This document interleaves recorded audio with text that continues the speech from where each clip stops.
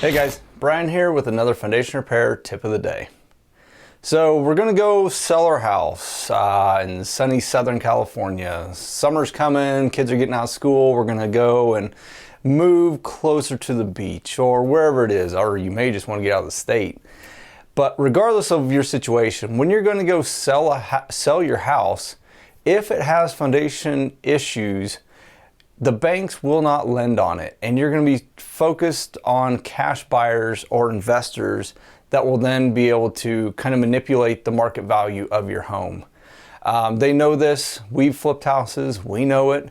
But at the end of the day, it's cheaper to get the foundation repair fixed and open up a whole plethora of buyers versus being limited to just investors and them being able to give you cash for your home as is versus just getting it fixed. So hopefully that helps out when you go to sell your home, and we look forward to hear from you if you do.